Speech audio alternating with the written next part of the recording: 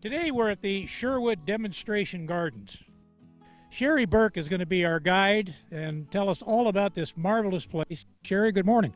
Good morning, welcome. Tell us a little bit about the background, the history, and why this is here.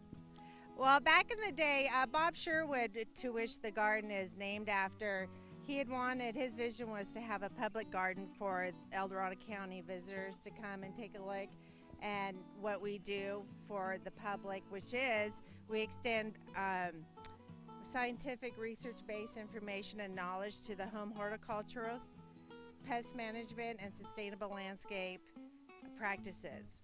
And this demonstration garden we broke ground in 2010. We opened up in 2015, so you can see it took 5 years to build. This is built by and maintained by El Dorado County Master Gardeners. So it took 5 years to build. 16 themed gardens. We're on approximately 1.5 acres.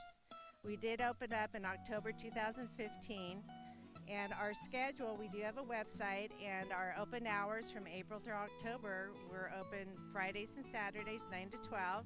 And during the winter fall seasons from November to March, it's first and second Saturdays from 9 to 12. So the public can come see all 4 seasons, how the plants grow. We have our veggie gardens, orchard gardens, rose garden behind us. We have an all-star, and every garden has plants that are all labeled. So they're kind of a theme type of thing in these individual gardens. And you were telling me earlier that you've got a different person in charge of each one of the gardens. Is that right? Yeah, so every 16 themed gardens has a garden chair. And on that garden chair, then we have our subcommittees. And again, we're all master gardeners. And are you connected in some way with UC Davis? Yes, that's where all master gardeners are trained through. Okay. Well, we're going to go see this wonderful place. So, Mike, if you'll follow us, we'll just start off right now. Before we leave, this is the All-Star Garden, and we're going to have Sherry tell us a little bit about that. Well, we're lucky this morning. So we happen to have Paula Bertram, who is our garden chair of the All-Star Garden. Come on over here. Tell us a little bit about your garden, Paula. This is the All-Star Garden, and it is a selection made over years of experience with UC Davis Arboretum of plants that are successful and versatile for our region. So this is like what I like to call the garden of metaphor in COVID times, which is it's forgiving and tolerant and flexible. Well said. And am I to understand that probably a lot of this garden is based on stuff indigenous and unique to this area? Yeah, so we're up here in the foothills. We are zone 7 and colder because we do get some snow, and we are frosty just about every single morning out here. So the plants that have been installed here will take that cold zone. So anybody from even El Dorado Hills, Sacramento, up to Camino, Lake Tahoe, certain areas, they can come here and know that these plants will survive. Paula, why is it called the All-Star Garden? Well, the All-Stars is a UC Davis Arboretum designation for plants that they have selected through decades of research about the most appropriate and easygoing and user-friendly plants for regional gardens. Well, good night. We interrupted your work, and it looked like you were really enjoying yourself, and somebody just dug out this big stump. But A woman my size.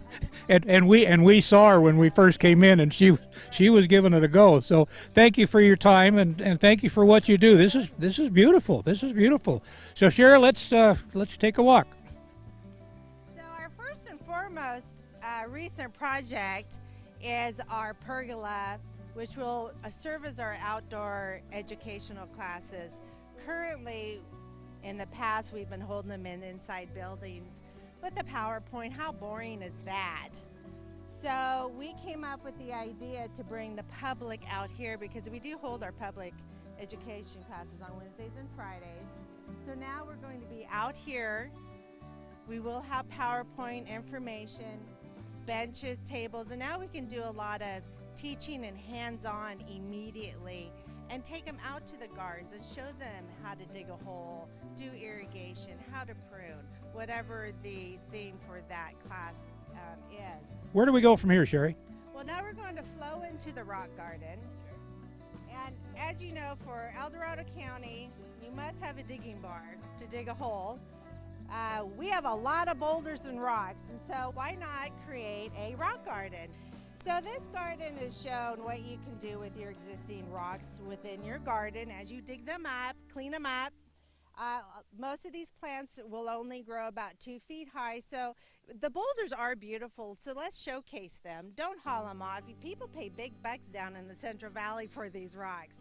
So Cheryl Turner happens to be the garden chair for the rock garden, and so she's created the plants that weep and go over the rocks, and you can trim it to showcase the plant and the rock at the same time. Now we're going over to the rock garden on the second island. This is the Arbutus marina. It's a strawberry tree.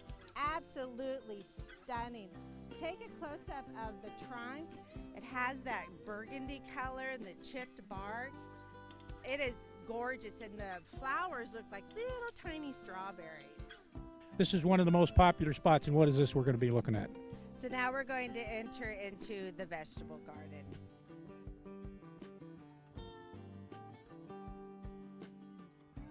This is wintertime, and these are already growing, so I imagine you changed these to seasonal application? Yeah, so this is a 4-season vegetable garden. There's a great group of master gardeners. They're out here all the time, and they give demonstrations. They stream it on our Facebook pages, and we used to have our second Saturdays for vegetable. People would come out to take a look at it. But all of the cages, see the cages, they had to build them because, you know, we have nature out here. We have every known critter to mankind out here. So they've shown the public how you can build a cage, protect your product. You grow all kinds of great produce, and it's all fresh and so forth, but where does it go when it's done and after your snacks? Yeah, so after we've had our fill, the products are given to the upper room in Placerville. That's wonderful. Where are we going next, Sherry? So now we're coming into the succulent garden. Look at the stunning focal point agaves. Look at that big stalk that's coming out of the agave, the flower. It's already flowered, now it's seeded. And it's filled with white blossoms, the entire stalk. And when in full bloom? That is summertime. And these succulents, a lot of succulents won't take the freeze. But as we've mentioned before, we are up here in Zone 7. These will take the freeze. They're just stunning. You could have a whole yard just with this. Little to no maintenance. You set your irrigation for the first year, and then you start cutting back. I mean, no maintenance. Truly, there's really no maintenance at all. And we've got olive trees in here, a couple other perennials to kind of soften up the garden. But I think it's just absolutely gorgeous. We have a barrel cactus over here in the corner. It's 35 years old. And spring to summer, it blooms these big, beautiful coral pink blossoms. It's quite a sight.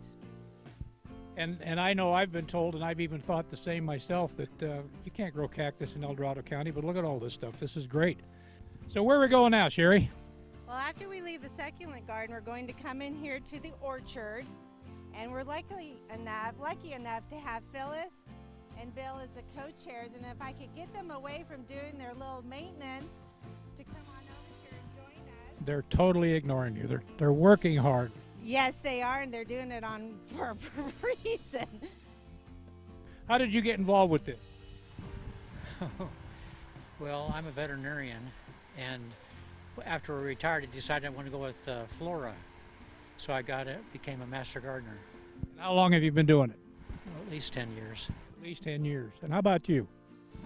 I've gardened since I was this high, first with my dad and grandfather, and he had a big orchard down in Fallbrook Vista area down in Southern California, and citrus as well. And I loved it. Once I retired, I decided this is something I wanted to spend my volunteer time doing. That's great, because you guys were working. I mean, you were working hard up here. This is a lot of work, and there's some science to it as far as pruning, isn't there? Yeah. The more you do, the more you learn. Yeah. All I do is hack and whack, and that doesn't get it done very much. So we don't want to keep you. Thank you for spending a couple minutes. What kind of trees are they? Bill? Bill? These are all Liberty apples with the espalier over there. And yesterday, Phyllis and I planted some bare roots, so that's something else we do this time of the year. Right over there you can see we planted a Santa Rosa plum. So, and then up the ways there, Jenna's painting for sunburn. What's the white for? For sunburn. For sunburn. Trees get sunburn. Okay. We paint up as far as we can without hitting any of the fruiting buds or terminal buds, and that the sun gets in here. So does it have any other like animal repellent or anything to it? To a certain extent, we like to keep the trees low. We don't want to be up on ladders because it's more dangerous. We also like to grow them in what we call a vase shape, and that opens up the center. It allows more breezes so that we have less diseases come in, but that also exposes it to the sun, and so that's why we need to do the painting. And then the paint stops the bark from cracking when the sun hits too hard on it, and if it was cracked and oozing, then the bugs would come in. Anyways, thank you guys. Appreciate it. I don't want to keep you from your work. You look like you're really enjoying it. Thank you so much.